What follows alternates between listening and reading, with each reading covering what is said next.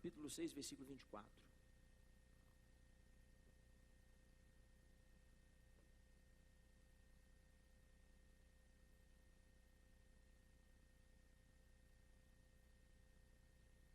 Engraçado, eu fiz a contagem rápida aqui.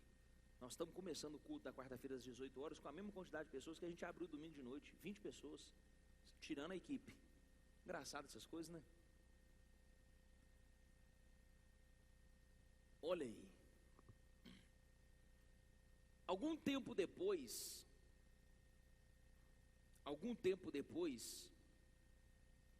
porém, Ben-Hadad, rei da Síria, ele reuniu todo o seu exército e cercou Samaria. Como resultado, houve grande fome na cidade. O cerco durou tanto tempo, mais tempo do que a gente esperava. Consegue entender? Que uma cabeça de jumento era vendida por 960 gramas de prata. E 1/3 de litro de esterco de pombo. Volta ali, querido. Por 60 gramas de prata. Um dia, quando o rei de Israel caminhava pelos muros da cidade, uma mulher gritou para ele: ó meu senhor, ó rei, por favor ajuda-me. Ele respondeu: se o senhor não o ajudar, o que eu poderia fazer? Não tenho alimento na minha eira e nem vinho na minha prensa de uvas. Mas depois o rei perguntou: qual é o teu problema? Ela respondeu: esta mulher me disse: vamos comer o seu filho hoje e amanhã comeremos o meu. Veja que a crise ficou tão feia, mas tão feia, que o canibalismo começou a ser praticado. Isso nos mostra o quê? Que o nosso amor às pessoas só vai até o dia que a fome aperta. Vou falar de novo. Isso nos mostra e prova o quê? Que cada um ama na medida que ele não é interferido, na medida que ele não é agredido, na medida que ele não tem necessidade. Nós temos muita facilidade de amar quando eu não sou incomodado. Nós temos muita facilidade de amar o próximo quando não fere a minha economia, as minhas finanças, a minha família. Um dia que invade um pouquinho, eu viro um leão. Essa é a diferença de quem ama de verdade para quem não ama. Quem assistiu aquele filme que fica um elevador subindo e descendo, aquele negócio demoníaco, o que é aquilo? Como é que chama? O Poço. O Poço é isso aqui, ó. É mostrando todas as facetas do ser humano quando ele está em extrema necessidade. Então tem pessoas que, aquele velho ditado, né? Todo homem tem seu valor, cada um tem seu preço. Ou seja, a gente é bonzinho, a gente é educadinho, a gente é muito amigável, até o dia que o problema não é comigo. Por isso que a Bíblia vai dizer que quem conhece o coração do homem é Deus. Tem muita gente que consegue ser muito do bem porque a vida dele está muito bem. Tem muita gente que consegue ser da paz porque a vida dele está em paz. É óbvio que tem pessoas muito elevadas, e existem pessoas mesmo. Não estou falando que é todo mundo não, mas eu estou te mostrando que há uma grande hipocrisia dentro de nós. Agora no dia que mexe com o nosso, aí você vira uma leoa, você vira um leão, e muita coisa muda. Está aí, ó. A mulher e a outra combinaram. Olha o nível de desespero e de loucura. Hoje nós vamos comer meu filho, amanhã a gente come o seu. Está fechado o contrato. Canibalismo ao extremo. Aí, o que aconteceu? Uma deu o golpe na outra. Rolou o golpe dentro da quarentena deles lá. Olha aí para você ver, ó.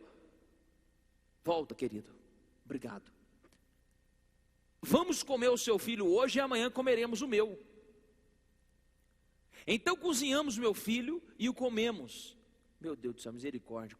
Irmão, você consegue entender isso? Isso aqui não é história fictícia, não. Isso aqui não é cinema, Netflix, não. Se está relatado é porque é histórico e é verídico. Cozinhei o meu filho. Tenta imaginar a cena. No dia seguinte eu disse a ela: mata o seu filho para que comamos. Mas ela o havia escondido. Quando o rei ouviu isto, rasgou as suas roupas. E enquanto ele caminhava pelos muros, o povo viu que por baixo do manto ele usava pano de saco junto à pele. Então o rei jurou: que Deus me castigue severamente, se eu não separar a cabeça de Eliseu de seus ombros ainda hoje. Irmão, todo o problema que essa nação, ou que essa cidade por nome de Samaria estava passando, é porque o profeta ajudou por várias vezes esse mesmo rei aí, ó. Quantas vezes o profeta liberou uma profecia? Olha para cá, crente. Quantas vezes o profeta liberou uma profecia para o rei, esse mesmo rei aí que jurou que ia matar Eliseu, livrando ele do exército inimigo? Quantas vezes Eliseu precaveu ele, avisou ele: o inimigo está vindo, o inimigo está vindo, o inimigo está vindo. O que aconteceu? Eliseu foi tão usado por Deus tantas vezes que o rei inimigo ficou bolado. Vou pegar esse Eliseu, vou matar esse Eliseu, eu vou acabar com esse Eliseu, eu vou destruir esse Eliseu, porque esse Eliseu está me caguetando, está me x-novando. Ele vem cá em espírito, assiste a reunião, volta lá e conta para o rei dele. Agora sabe o que é engraçado? Me pergunta o quê? Nós pastores e profetas sofremos disso aí, ó. A gente ajuda, e por causa das nossas profecias, às vezes a pessoa passa uma luta, uma perseguição, ela se vira contra nós. Você dá uma profecia é uma bênção, dá duas é uma bênção, cuida dela é uma bênção, 4 vezes, 5 vezes, 6 vezes, 7 vezes, quantas vezes for útil, amém. O dia que você não é útil, eu vou matar Eliseu. As pessoas têm essa mania, têm essa tendência. Enquanto a gente é útil, ela está ao nosso lado. Enquanto a gente é bom para ela, ela fala bem. Enquanto você é amigo, enquanto você dá atenção, enquanto você dá carinho, enquanto você dá afeto, você é uma bênção. Uma semana, 2 semanas que às vezes você por alguns motivos não pode ser a mesma pessoa, ou ter a mesma intensidade, você se torna esse Eliseu aí, ó, perseguido por aquilo que você mais ajudou. Tem alguém aí? Tem alguém aí? Então escolha bem quem você vai ajudar.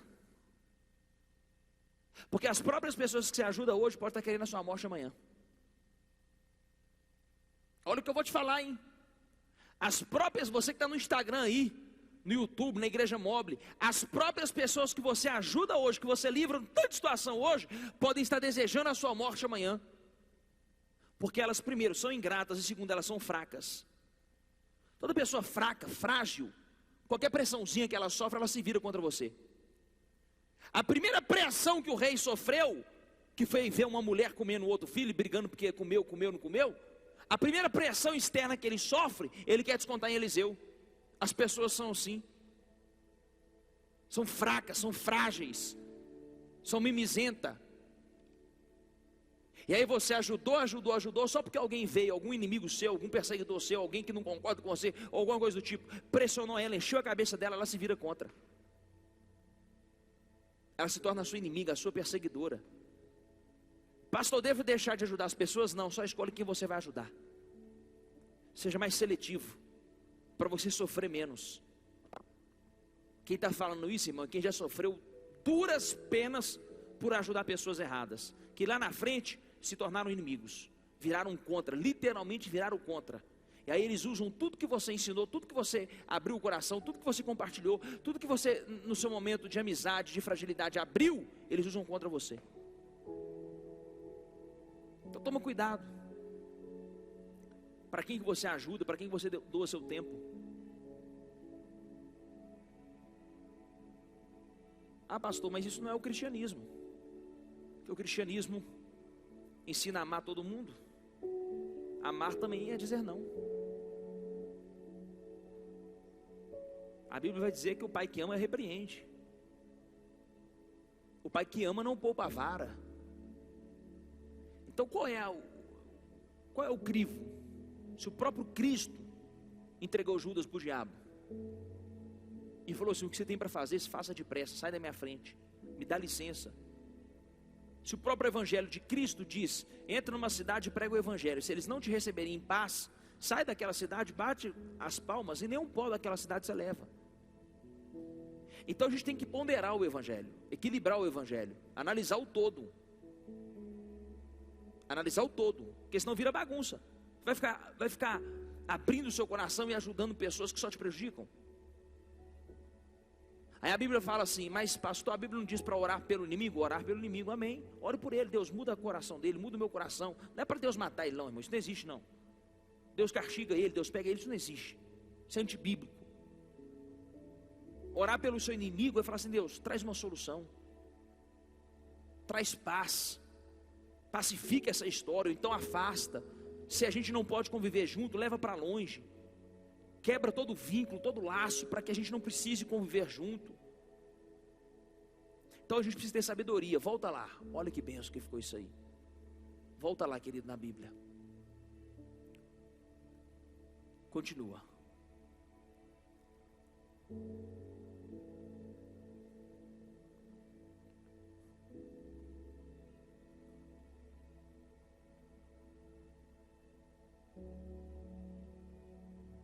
Pode passar.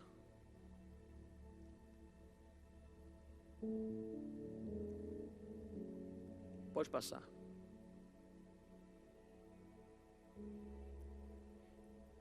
Então o rei manda os seus mensageiros ir buscar Eliseu. Vai lá buscar esse homem. Nós vamos matar esse homem. Só que Eliseu já sabia, porque o Espírito revelou para ele. Eles estão vindo aí, querem me matar.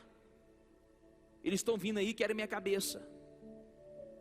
Fecha a porta, não deixa ninguém entrar. Quando eles chegam, ele já está com uma profecia engatilhada. Ele já está com o quê, irmão? Uma profecia engatilhada. Toda vez que você tiver uma palavra profética na sua boca, o teu inimigo vai ter que recuar. Vou falar de novo. Toda vez que você tiver uma palavra profética sobre a sua vida ou sobre os seus lábios, o seu inimigo vai ter que recuar.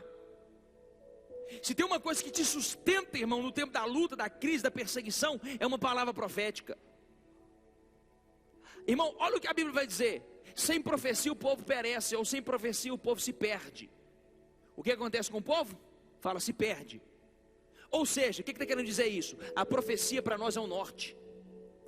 A profecia para nós é uma bússola. A palavra de Deus, a palavra liberada do altar, para nós é uma fortaleza. É um alicerce. Me torna inabalável. Tira a minha fragilidade, tira o meu medo, tira a minha insegurança. Eu preciso voltar a confiar nas palavras que Deus disse ao meu respeito. Vou falar de novo. Nós precisamos aprender a voltar a confiar nas palavras que Deus disse ao nosso respeito. Para de olhar a Globo, para de olhar a economia, para de olhar Bolsonaro, para de olhar o que as mídias estão dizendo. Eu quero saber o que a Bíblia diz ao meu respeito. Nunca houve no momento uma oportunidade tão grande da gente provar nossa fé. Nas finanças, na saúde. Você não vai ser imprudente, você não vai ser irresponsável. Você não vai ser negligente, porque a causa é muito séria. Você não vai brincar, porque a própria Bíblia diz, não tentará o Senhor teu Deus. Mas ao mesmo tempo você não vai recuar, você não vai temer. Porque tudo que o diabo quer impregnar na sua mente é medo. Medo. Quando uma pessoa está com medo, ela fica fragilizada. Ela aceita qualquer coisa, ela acredita em qualquer coisa. Qualquer coisa que oferece, ela aceita. Porque ela está com medo. Ela perde o filtro, ela perde o senso. Ela não se dá o valor. Ela não mede o seu valor porque ela tem medo, ela está desesperada. Ela precisa de um apoio, ela precisa de uma segurança, de um ponto de equilíbrio. Agora o que me encanta nesse homem é que Eliseu não tinha medo. Homem de Deus e mulher de Deus não pode ter medo. Falar de novo. Homem de Deus e mulher de Deus não pode ter medo. As pessoas que mais vencem na vida, isso é uma pesquisa que foi feita, uma pesquisadora, tem até essa palestra dela no TEDx americano, eu esqueci o nome dela, depois eu vou lembrar, se Deus me trouxer a luz. Ela pesquisou o que tinha em comum em homens de muito sucesso, pessoas de muito sucesso. E ela chegou a uma conclusão: eles são destemidos, eles correm riscos e não estão nem aí se der certo ou se der errado. Eles já sabem, se der errado não tem problema não, já estou tão acostumado a dar errado, que eles, até para o risco, eles têm o cálculo. Eles sabem que tem um risco, não quer dizer que eles são ignorantes, alienados, só que eles já calculam o risco. Até onde se der tudo errado vai me prejudicar. Quando eu fui abrir essa igreja, meu pai me perguntou assim: como é que você vai pagar o aluguel? Eu falei: com oferta, com dízimo. Ele falou assim: e se não entrar? Ele falou: o máximo que vai acontecer é sujar meu nome. Eu devolvo o imóvel, vida que segue. Aí ele: mas é simples assim? Eu falei: simples assim. Aí eu me lembro muito bem da resposta dele. Ele falou assim: se você está disposto a pagar o preço e consegue conviver com isso, vai para frente. Eu não dou conta. Foi as palavras dele. Porque o perfil dele é não conseguir dever ninguém. O que tinha em comum em homens de muito sucesso, pessoas de muito sucesso. E ela chegou a uma conclusão: eles são destemidos.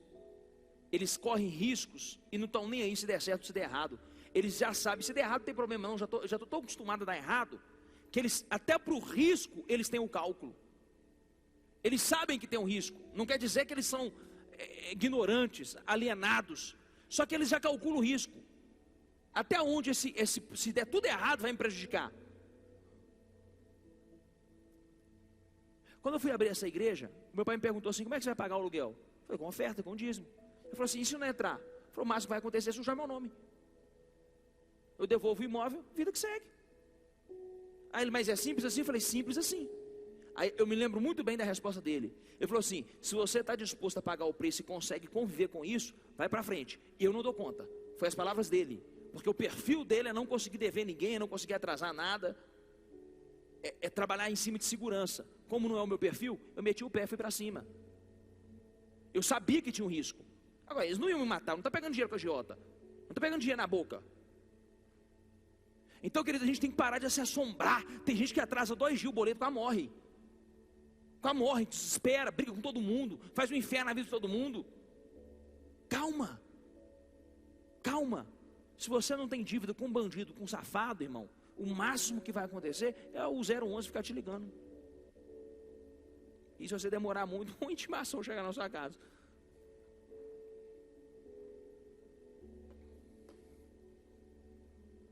Hã? Que isso, pastor? Eu nunca fui na igreja que o pastor ensina a dever aos outros. Estou te ensinando a dever aos outros, não, irmão. Você vai pagar.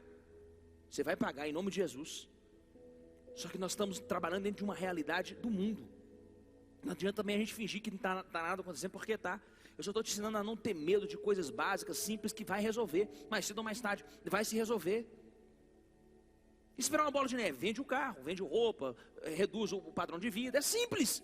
O nosso problema é que nós não estamos dispostos. Nós não temos peito. Hoje eu já comecei a fritar as ideias. Eu falei assim: eu vou vender esse carro. Já comecei a pensar. Eu tenho um desapego nos negócios que você não tem noção. Você não tem noção do nível de desapego que eu tenho. É muito bom, irmão, morar bem, ter uma casa boa, ter um carro bom, ter roupas boas. Mas se tiver que ficar sem comprar um ano, vai ser ruim pra caramba. Vai ser uma luta, mas eu não vou morrer. Se tiver que mudar de apartamento, vai ser ruim demais, mas eu não vou morrer. Irmão, eu morei em quarto por 7 anos, dividindo cama com 20 homens.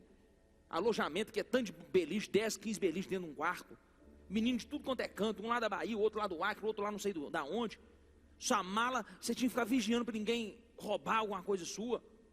Eu morei num ambiente desse. Qualquer apartamento para mim é luxo, irmão. O problema é que nós não estamos dispostos. A gente não sabe recomeçar, a gente não sabe reaprender, a gente não sabe recuar um pouco. E aí, por ter medo, a gente nunca também dá um passo à frente. Esse homem é destemido. Olha a profecia que ele libera, ó. Eliseu respondeu: ouça essa mensagem do Senhor. Assim diz o Senhor: amanhã esta hora na porta de Samaria, 6 litros de farinha fina custarão apenas 12 gramas de prata. Irmão, deixa eu só te dar um número aqui, um dado, porque eu estudo as coisas antes de falar. No versículo anterior, ou nos versículos anteriores, uma cabeça de jumento estava valendo $176 da época. 960 gramas de prata. 960 gramas de prata. $176. Que daria hoje quase exato R$1.000. Eu fiz a conta agora no meu celular. Joguei o dólar do dia. R$985. Uma cabeça de jumento. Por causa da crise. Agora o profeta vem e diz: amanhã, estas horas, mesma hora, 24 horas do relógio. Aleluia, eu creio. Volta ali, querido. 6 litros de farinha fina custarão apenas 12 gramas. Espera aí, uma cabeça de jumento, 960 gramas. Quase 1 quilo. Estou certo ou estou errado? Estou certo ou errado? 1.000 gramas é 1 quilo. Vocês estão bobos, irmão? Responde. Me ajuda aqui que eu estou ficando doido. Agora ele está dizendo que 12 gramas de prata, ou seja, olha a redução. Olha a redução. Um pouquinho mais de 1%. Um pouquinho mais de 1%. Você ia comprar agora 6 litros de farinha fina. Com 11 gramas de prata, você comprava 1/3 de cocô de pombo, do mesmo litro. Pega 1 litro de Coca-Cola. Você comprar 1/3, 333 ml de cocô de pombo. 333 ml de cocô de pombo. Você ia pagar as mesmas 11 gramas. Só que agora você ia comprar 6 litros de farinha fina. Porque um profeta liberou uma palavra. Deixa eu falar uma coisa que a crise nos revela. Me pergunta o quê? Na crise, o que não tinha valor passa a ter valor. Uma cabeça de jumento que nunca foi valorizada, a cabeça de jumento que nunca foi valorizada, passou a valer 960 gramas de prata, R$1.000 nos dias de hoje. Ela nunca teve esse valor, ela nunca chegaria a esse valor em dias comuns e normais. Às vezes Deus permite crises entrar na nossa vida para a gente dar valor para aquilo que está ali todo dia e a gente nunca enxergou. Tem hora que Deus tem que fazer a gente passar por inúmeras situações para a gente nunca mais reclamar do prato com comida, arroz e feijão. Tem hora que Deus tem que deixar a gente passar por inúmeras situações para você nunca mais reclamar do seu marido, da sua esposa que você tem. Eu nunca reclamo daquela, irmão, porque eu cuido de casais. Irmão, cada casamento que eu vi, eu falo assim: Jesus, minha mulher é santa. Da mesma forma que quando eu saio do gabinete, eu falo com ela assim: viu, que bênção que seu marido é.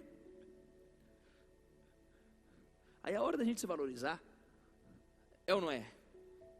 Então veja bem, a gente despreza muito o que Deus já fez na nossa vida.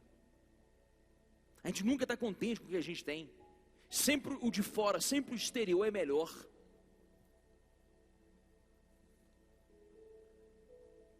Hoje eu estava pensando em uma pessoa que é referência para mim. E eu pensei assim: rapaz, aquele cara é uma máquina. Fiquei pensando comigo, toma aquelas coisas que vem na nossa cabeça, que a gente fica pensando na vida. Pai, que cara é uma máquina, que cara trabalha demais. Que cara ganhou muito dinheiro, que cara impactou muita gente, ele mudou a vida de muitas pessoas. Fiquei pensando. Aí eu parei para pensar e falei assim: Pedro, se você trabalhar no ritmo que ele trabalha, você surta. Então aceita que você é um e que ele é outro. Porque a sua fisiologia, o seu organismo é um. O organismo dele às vezes é de jumento. Tem gente que não passa mal, irmão. Tem gente que não tem sono. Tem gente que não precisa dormir. É óbvio que dá para melhorar, dá para a gente evoluir, mas tem que tomar cuidado, irmão, para você não ter uma crise de ansiedade, um síndrome do pânico, um estresse profundo, se não uma depressão, porque a gente quer ser igualzinho ao outro, mas o outro tem uma fisiologia que às vezes a gente não tem. São muitos fatores, irmão, envolvidos. Isso não é aceitar a mediocridade, é aceitar a sua humanidade. Você pode melhorar as suas limitações, você pode trabalhar e deve em cima das suas limitações, mas você tem que aceitá-las. Entender, a minha força é até aqui, então eu vou ficar feliz até aqui. Da onde ele saiu e da onde eu saí? Aí eu fiquei pensando num outro, um pregador de evangelho, pastor top aí. Aí eu fiquei pensando, falei assim: rapaz, mas quando eu estava fumando maconha, esse cara estava estudando inglês. Fiquei pensando comigo. Eu estava fumando maconha e o cara estava fazendo aula de inglês. Eu estava nas bocas, nas biqueiras, o cara já estava estudando em colégio top particular. E eu no meio de malandro, no meio de bandido. Então eu tenho que aceitar que eu já fiz foi muito. Eu tenho que concordar que eu já prosperei foi demais. Porque se você se comparar ao outro, irmão, vai dar errado. Porque as condições dele é uma, as condições suas é outra. Você não sabe a educação que ele teve, a formação que ele teve, da mesma forma que a sua foi uma, a dele foi outra. Consegue me entender isso? Valorize mais o seu mundo, valorize mais a sua história. Pare de ficar olhando só para o outro. A gente tem que ter sim pessoas como referência, mas as condições e as realidades dele é uma, a minha é outra. Isso também não é justificativa para você ser um derrotado, um preguiçoso, não é isso. Só estou te falando isso para você não ficar doente, sofrendo. Tudo tem seu tempo, tem sua hora. Passa. O oficial que auxiliava o rei disse ao homem de Deus: o oficial que auxiliava, é auxiliar, deixa eu falar assim, do rei, disse ao homem de Deus. O homem de Deus não dirigiu a palavra para ele. O homem de Deus não falou com ele, falou ao rei. Só que sempre tem um intrometido. Deixa eu falar com vocês assim. Sempre tem um pescoção. Porque tem gente, irmão, que porque ele trabalha para o rei, ele acha que ele é o rei. Tem gente que se sente mais poderoso do que o poderoso, mais dono da empresa do que o dono da empresa. Tem gente que tem essa mania. Só porque é uma autoridade, só porque é um auxiliar, se mete nas conversas. Quer dar pitaco. Ah, irmão, esse aí tomou uma que ele perdeu o rumo de casa. Porque, irmão, cada um de nós temos que saber o nosso lugar. Deixa eu te falar uma coisa sobre ética, sobre posicionamento. Você precisa saber o seu lugar. Existe uma palavra chamada hierarquia. Eu não estou te ensinando e te educando a ser capacho dos outros o resto da sua vida. Mas enquanto você não é a autoridade, respeita a autoridade. O dia que você quiser ser autoridade, você sai e abre a sua. Você sai e monta a sua. Aí você vai ver o valor que é, a dificuldade que é. Aí você faz do jeito que você quiser. Tem alguém aí? Porque a gente quer se meter na vida dos outros, a gente quer dar pitaco na vida dos outros, a gente quer achar que... Sabe? Irmão, existe uma coisa que eu aprendi na minha vida, eu sei o meu lugar. Eu sei muito bem o meu lugar. Eu não entro na vida das pessoas. Até como pastor, tem pessoas que me dão liberdade, eu não entro. Eu falo, isso aí é você com o seu marido, vocês que vão resolver lá. Aí é você com a sua esposa, é vocês que resolvem lá. Eu só estou aqui para te orientar. E ainda assim, eu vou fazer você pensar, eu não vou te dar a resposta. Porque eu posso te dar a minha resposta, e a minha resposta não valer para a sua vida. Eu te provoco a achar as suas respostas. Então eu tenho que tomar muito cuidado, porque todo intrometido ele toma uma. Às vezes você está tomando demais, irmão, porque você está intrometendo em coisas que você não devia estar intrometendo. Tem que saber o seu lugar, querido. Tem que saber o seu lugar. Uma coisa é você entrar com sabedoria, porque você foi convidado, te deram a palavra, te deram a autoridade, pediram para que você entrasse. Olha o que a Bíblia vai dizer. Não se assente nos primeiros lugares. Porque pode ser que alguém chegue ali e te pergunte, quem te convidou? Por que você está sentado aqui? Melhor é, e a honra está, em ser convidado. Em ser convidado.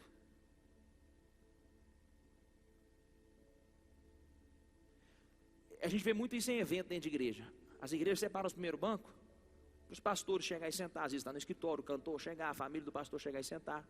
Pastor, eu não concordo com isso. Abra a sua igreja ou muda de igreja. Eu também não concordo com um tanto de coisa, mas eu estou na igreja dos outros, vou fazer o quê? Aqui não tem isso. Só nessa primeira fileira aqui, porque se eu chegar aqui e não puder sentar na minha igreja, ou na igreja a qual eu sou pastor, né, porque a igreja não é minha, de Jesus, aí fica difícil também, né? Se eu e aquela tiver que ficar procurando um lugar, se você chegar num lugar, o lugar estiver muito cheio, o que você faz? Talvez eu vou embora. Então se eu não puder sentar no lugar que eu sou pastor, também eu vou embora. Imagina. Mas dispensando as brincadeiras e a linha de raciocínio, eu estou usando isso como exemplo, porque um dia eu estava lá em Balneário Camboriú, chegou um bonitão lá e sentou lá no primeiro banco. O obreiro veio e fez assim nele assim, ó. O irmão é pastor? Não. Mas aqui é para os pastores. Mas não tem isso no reino de Deus, não. Mas querido, o mínimo que você tinha que saber era ler. Aí o obreiro foi educado no início, depois o obreiro apelou com ele. Mas irmão, você não sabe ler, não está escrito que é pastor. Você é pastor? Não. Qual é a sua dificuldade de respeitar a ordem? Aí começaram a discutir, e o cara não queria sair de jeito nenhum. Ficou feio. Ficou deselegante. Passou uma vergonha, porque ficou todo mundo olhando para ele, e o obreiro cumpriu a ordem. Vou te tirar daqui, querido, você não vai ficar aqui. Principalmente que você é folgado, sem educação. E o obreiro foi educado. Se o obreiro tivesse vindo com arrogância, com brutalidade, eu acredito que até as pessoas iam ficar escandalizadas. Mas o obreiro foi, sabe, uma pessoa fina, educada, doce. Aí o cara veio com ignorância. Você vê que é gente problemática, porque ele está vendo que é para pastor, está vendo que não tem ninguém sentado lá, mas quer sentar lá. Sabe o que é isso? É gente que vai viver tomando na cara, porque ele não sabe o lugar dele. Ele se sente mais do que ele é. Ele quer um reconhecimento que ele ainda não tem. Só que ele quer a força, ele quer no peito.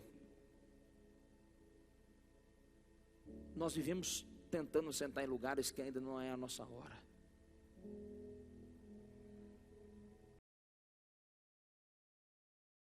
Ficou feio. ficou deselegante, passou uma vergonha, porque ficou todo mundo olhando para ele, e o obreiro cumpriu a ordem: vou te tirar daqui, querido, você não vai ficar aqui. Principalmente que você é folgado, sem educação. E o obreiro foi educado. Se o obreiro tivesse vindo com arrogância, com brutalidade, eu acredito que até as pessoas iam ficar escandalizadas. Mas o obreiro foi, sabe, uma pessoa fina, educada, doce. Aí o cara veio com ignorância. Você vê que é gente problemática, porque ele está vendo que é para pastor, está vendo que tem ninguém sentado lá, mas quer sentar lá. Sabe o que é isso? É gente que vai viver tomando na cara, porque ele não sabe o lugar dele. Ele se sente mais do que ele é. Ele quer um reconhecimento que ele ainda não tem. Só que ele quer a força, ele quer no peito. Nós vivemos tentando sentar em lugares que ainda não é a nossa hora.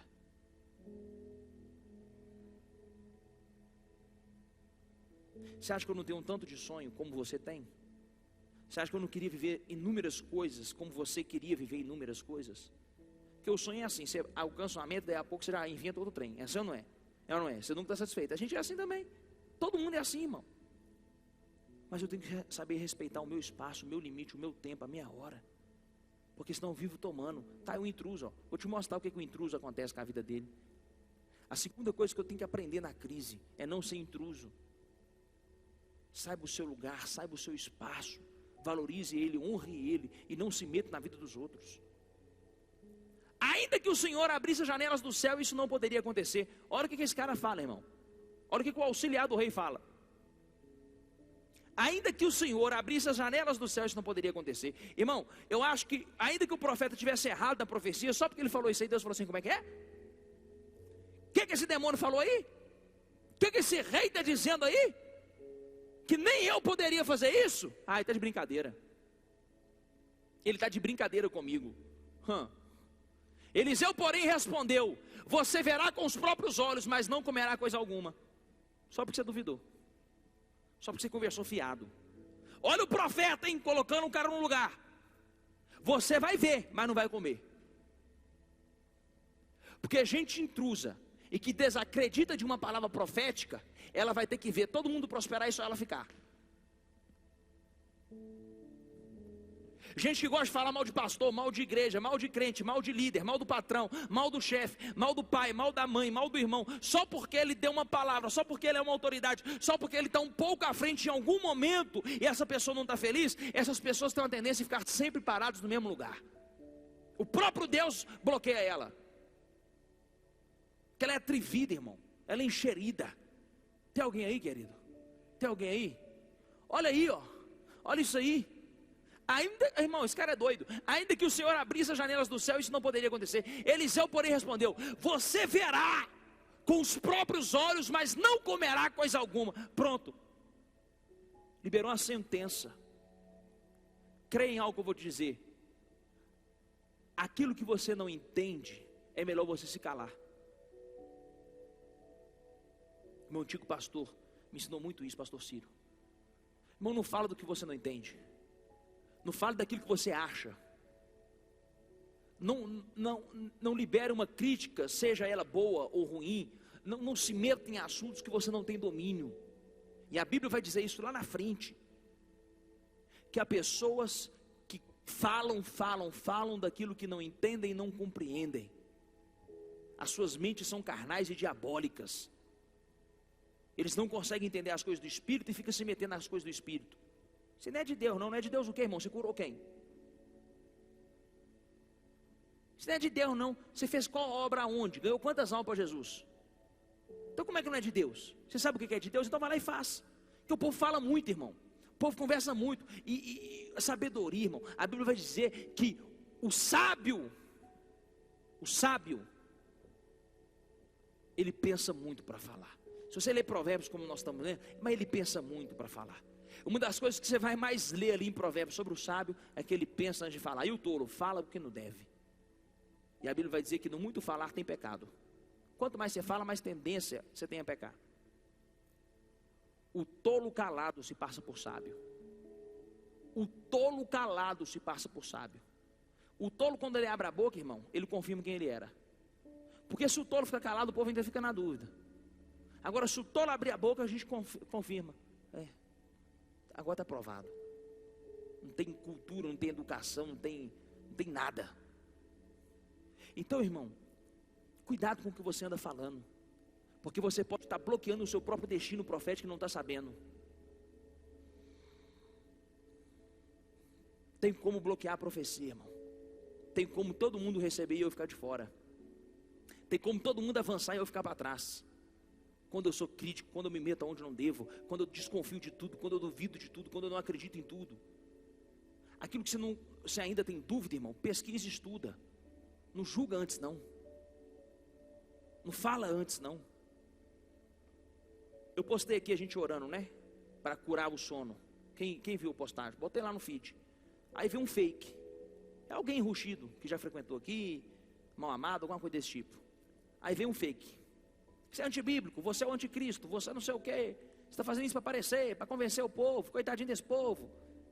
E blá blá blá, eu falei assim, homem, que engraçado, fake é falso, falso é mentira, mentira é do diabo. E você quer me ensinar o que é Bíblia? Quem é você para falar de mim? Um mentiroso querendo me repreender? Ah, irmão, pelo amor de Deus, né? Pelo amor de Deus. A pessoa é tão covarde, mas tão covarde, que ela não consegue botar a cara dela e peitar. Mas quer repreender os outros, quer ensinar os outros. Na verdade, tudo isso é recalque. Na verdade, tudo é inveja. Que Deus nunca usou ela. Consegue entender ou não? Isso no meu caso, que eu sou pastor. Aí tem que perseguir, tem que falar que isso não é de Deus. Coitadinho desse povo. Para quê? Para o povo ler e parar de vir na igreja. Está incomodada porque o povo fala, acontece, isso e aquilo, a igreja só enche. Mas sabe por quê, irmão? Eu não me meto na Lagoinha. Eu não me meto na Getsemane. Eu não quero saber o que os pastores fizeram ou deixaram de fazer. O meu compromisso é com a Boas Novas e com essas ovelhas aqui. Ponto final. Eu tenho 2 compromissos, com a Kelly e com a Boas Novas. Ponto final. Eu não perco tempo. Os pastores criam grupo, ficam conversando fiado. Irmão, eu não estou em grupo nenhum de pastor. Na verdade, se eu tiver 2 amigos pastor, é muito. Porque eu não quero saber, irmão. Eu não quero me envolver, eu quero cuidar do que é meu. Pessoas assim, não vão ver a promessa se cumprir. Passa. Estou terminando. 10 minutos para concluir. Está alguém recebendo? Está alguém recebendo? Havia 4 homens com lepra, sentados junto à porta da cidade. Olha o detalhe do texto. 4 homens eram leprosos. Eles viviam sentados junto à porta da cidade. Aí eles chegaram a uma conclusão. Volta ali. Eles chegaram a uma conclusão, Paulo Ross. Por que ficaríamos, ou por que ficarmos sentados aqui esperando a morte? Perguntaram uns aos outros.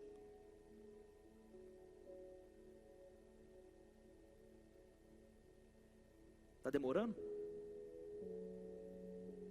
Morremos de fome se ficarmos aqui. Ou morreremos de fome se ficarmos aqui. Mas também morreremos de fome se entrarmos na cidade, pois não há alimento lá. Vamos sair e nos render ao exército sírio.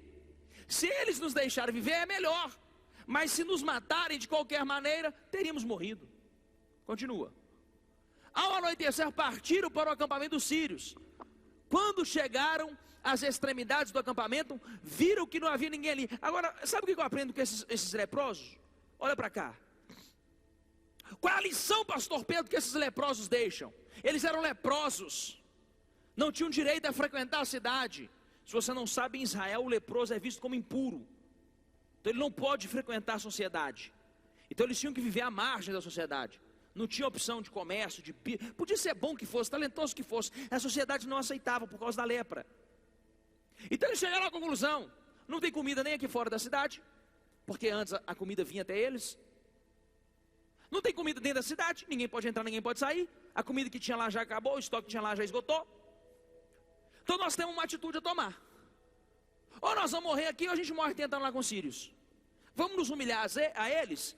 Vamos nos colocar como servos deles? Como escravo deles? Quem sabe pelo menos a gente continua vivendo e comendo alguma coisa?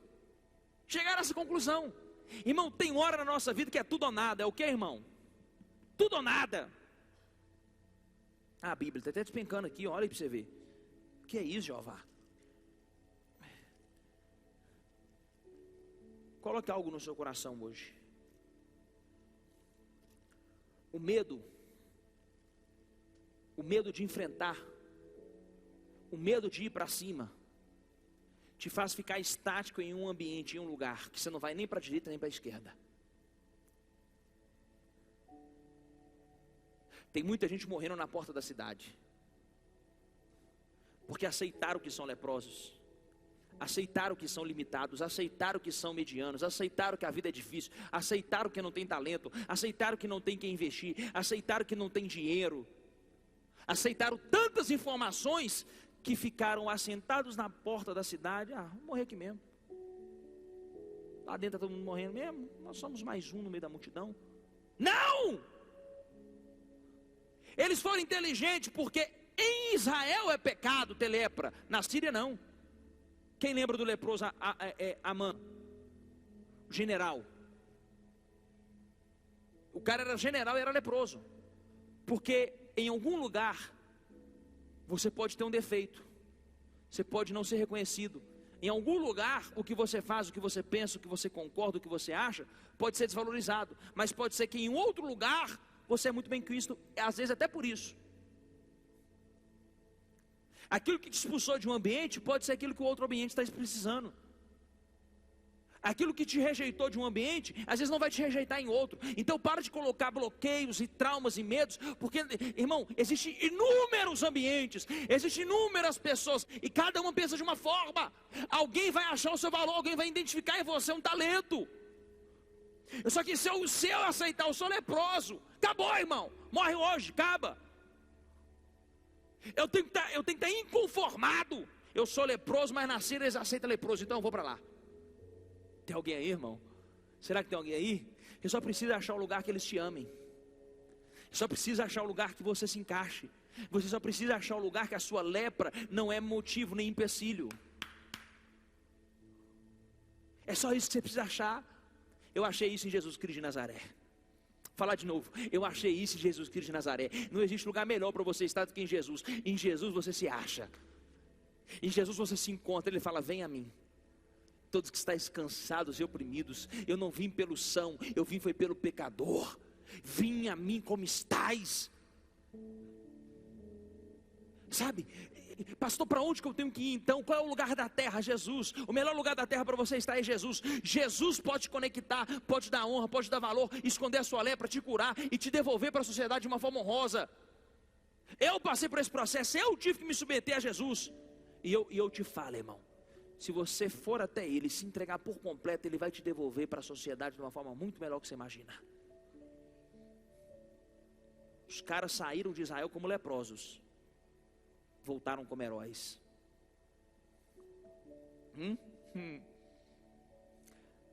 Chegaram ao acampamento, viram que não tinha ninguém ali, pois o Senhor havia feito o exército sírio ouvir o ruído de carros de guerra, e o galope de cavalos, e o som de um grande exército que se aproximava.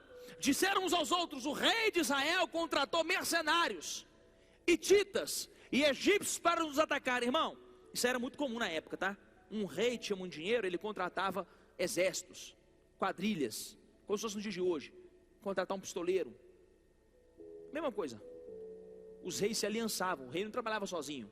Você vai entender isso em filmes de época, principalmente no Game of Thrones a gente vê muito isso, aliança entre reis para derrubar o outro rei. Consegue entender ou não? Consegue pegar a visão ou não?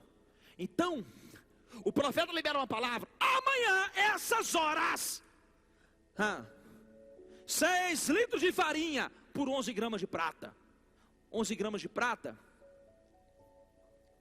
estou tentando lembrar o valor em dólar, daqui a pouco eu lembro. Mas micharia. O profeta liberou uma palavra. Irmão, quando uma palavra profética é liberada, e é profética mesmo, céus e terra começam a trabalhar, mas tudo coopera para o bem daquele que ama a Deus. Vou dizer de novo, quando uma palavra profética é liberada, céus e terra começam a trabalhar, mas alguma coisa vai ter que acontecer. Eu não tenho dúvida que foi o Espírito de Deus que tomou os leprosos, porque a vida inteira eles viveram ali. Por que agora eles vão tomar atitude?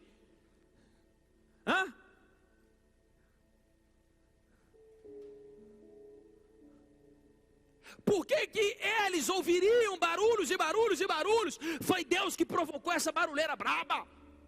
Colocou um tanto de anjo para marchar no escuro por 11 gramas de prata. 11 gramas de prata Estou tentando lembrar o valor em dólar. Daqui a pouco eu lembro.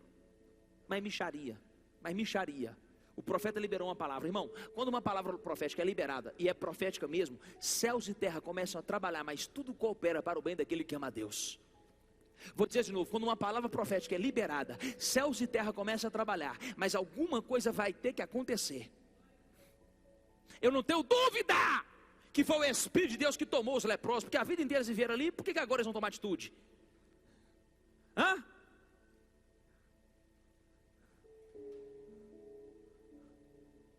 Por que eles ouviriam barulhos e barulhos e barulhos? Foi Deus que provocou essa barulheira braba. Colocou um tanto de anjo para marchar no escuro. Os anjos marchando, eles pensaram, olha a ideia, olha a criatividade, olha a imaginação dos inimigos. Esse rei de Israel, ele contratou mercenários egípcios para nos atacarem. Vamos embora! Não tinha nada, irmão. Tinha só uma palavra profética. Uma palavra profética, irmão, faz o seu inimigo recuar.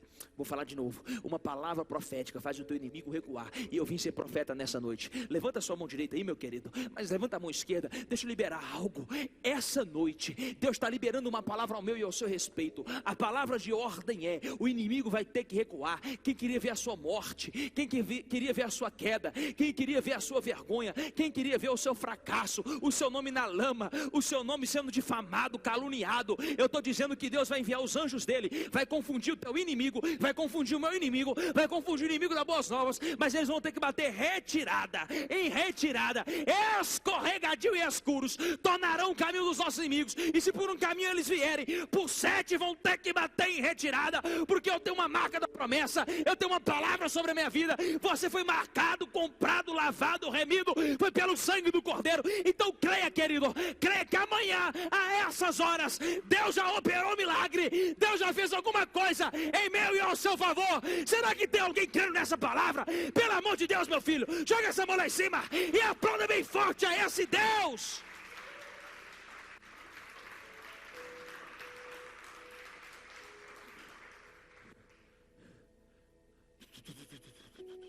Vai acontecer um barulho. Vão sonhar. Vão sonhar com você. Vão sonhar com o seu nome. Vão ouvir falar. Vão ouvir dizer: alguém vai se lembrar. Os memoriais celestes, os livros sagrados serão abertos. Teve um dia que o rei, marido de Esther, como é que ele chamava? Assuero. O rei Assuero sonha, acorda e lembra de um homem. Luizinho, pega essa palavra. Que homem é esse? Tal de Mordecai, ou Mardoqueu, como quiser. Ele sonhou e acordou e lembrou de Mordecai e de Mardoqueu. E aí ele perguntou aos seus servos: o que foi feito a Mordecai, aquele homem que foi usado por Deus para me livrar da morte? O que foi feito? Não foi feito nada ainda. Nada. Chama ele lá. Aleluia. Deus pode fazer alguém lembrar de você. Deus pode fazer o seu nome ser soprado. Deus pode fazer o seu vídeo ser viralizado. Deus pode fazer você crescer, até o dia que aquilo que era crise, que era temor, que era medo, já não vai ser mais. Olha aí, passa aí para mim, terminar.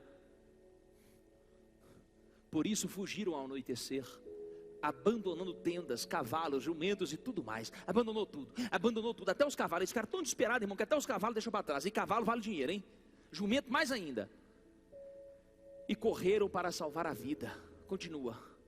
Quando os leprosos chegaram às extremidades do acampamento, foram de uma tenda a outra, comendo e bebendo. Irmão, esses leprosos tiraram a barriga da miséria.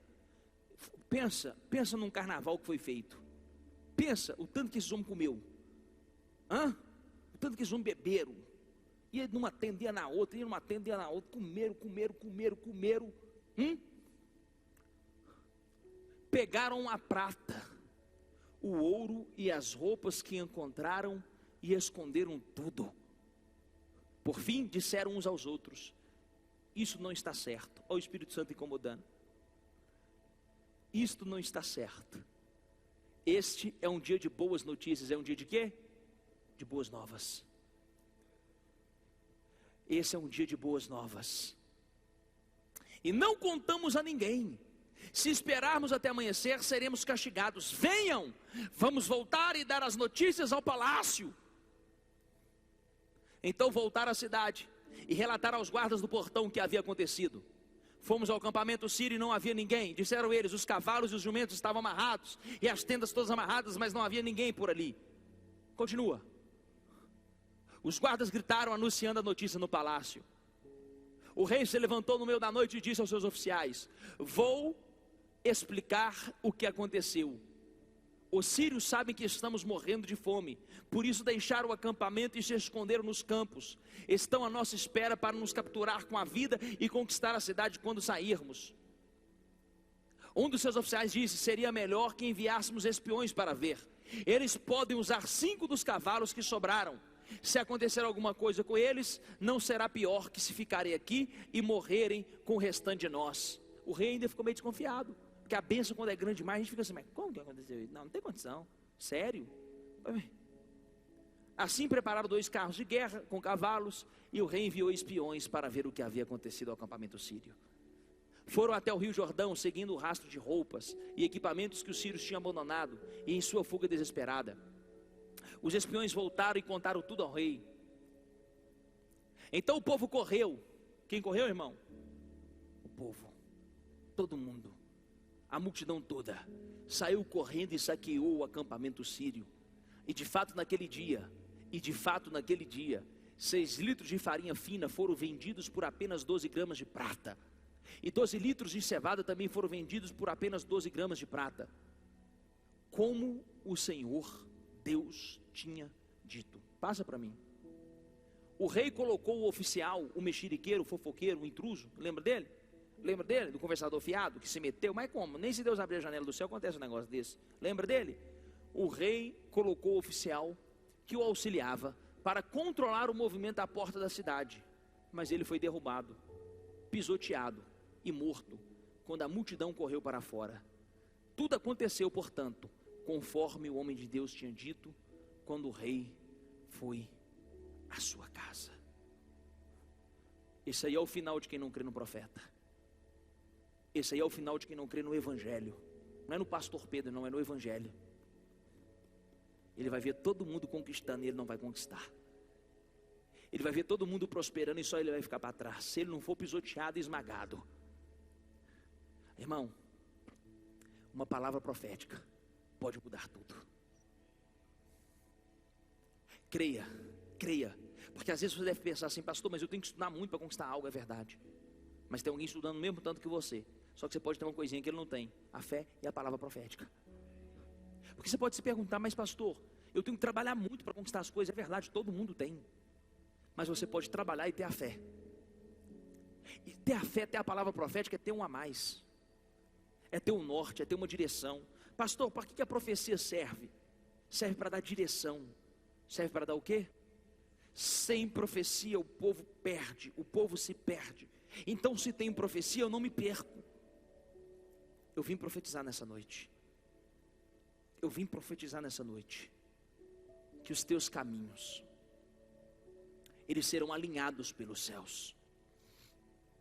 Se você estiver errante, vagando, perambulando por caminhos tortuosos que te levariam à morte, ao fracasso, ao prejuízo, à depressão, à miséria, o Espírito Santo de Deus nessa noite vai te pegar pela sua mão e falar assim: eu tenho algo para a sua vida, eu tenho algo para a sua história. Você é meu, o diabo não toca. Você é meu, o maligno não pode tocar. Eu estou te protegendo, eu estou te guardando, eu estou te livrando do mal. Hoje eu vim ser profeta e dizer, querido, que assim como Deus tem me guardado de tropeçar em algumas pedras, assim como na hora certa Deus me avisa e eu me atento, assim como você chegou aqui hoje desesperado, precisando de uma palavra, o Espírito Santo vai te dar uma palavra. Fique de pé. Alamandagassaia, Lamantuia Sévia, Uiacando e a Sérvia, Remidiassaia da Candagassábia. Coloca a mão no teu coração. Coloca a sua mão assim no seu coração. essa semana, até sexta-feira, Deus vai te dar uma direção. Deus vai te dar um sinal. Posso contar um testemunho breve? Hoje eu e aquele saímos para olhar algumas coisas para o apartamento novo que a gente está morando. Aí eu fiquei preocupado, sabe, como homem, eu fiquei muito preocupado. Ela não. Ela estava feliz, estava alegre. Mas eu, como sei de como que estão as finanças, né? Eu que pago praticamente todas as contas da igreja. Lá de casa, grande parte do financeiro é eu que faço também. Eu fiquei um pouco tenso, eu fiquei um pouco preocupado, porque na minha cabeça eu fiquei assim, gente, não era hora de estar fazendo isso. Sabe quando você tem esse sentimento? Mas vamos lá. Não estava indo comprar, estava indo olhar, fazer orçamento. Mas mesmo assim eu fiquei mal, fiquei assim, pensativo. E aí o tempo todo ela olhava, eu não estava com prazer de olhar. O tempo todo porque eu estava tão tenso, tão preocupado, que na minha cabeça era assim, vai olhar, mas eu não posso levar. Não é hora, não é agora. Eu fiquei pensando comigo, sendo prudente, sendo equilibrado. E aí quase no final, quando o homem já tinha montado todo o orçamento, Paulo, a minha advogada já não me procura há não sei quantos meses, me liga. Pedro, eu tenho uma notícia para você. Aí eu já dei uma gelada, porque eu pensei assim, cara, ela não me liga. Essa mulher não me procura. Ele falou assim, eles têm 15 dias para pagar. O seu processo andou mesmo no meio do Covid. Eles já foram intimados. Eles têm 15 dias para resolver a situação.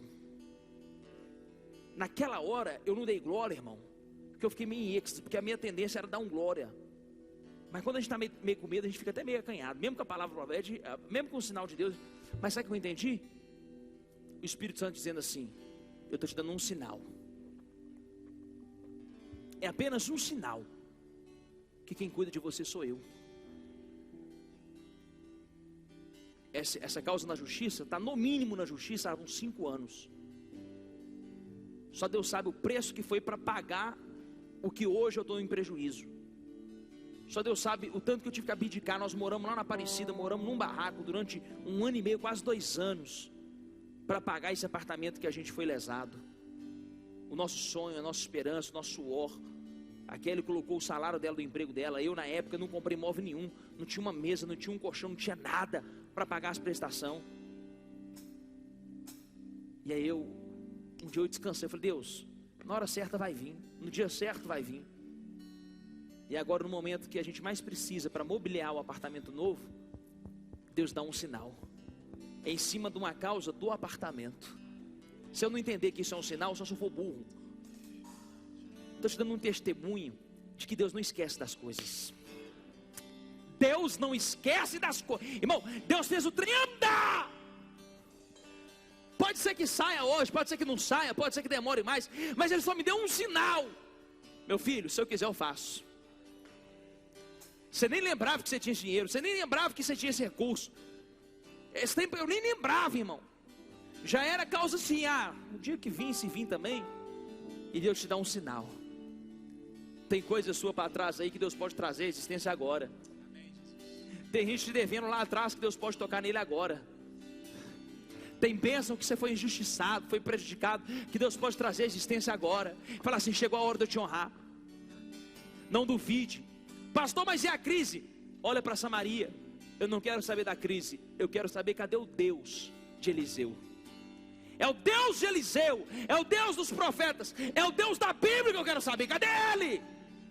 Ele pode, Ele faz, Ele surpreende, Ele sustenta, Ele abre porta onde não tem porta, Ele faz nascer água da rocha, Ele traz moeda na boca de peixe. Irmão, essa é a hora que tem que crer na palavra.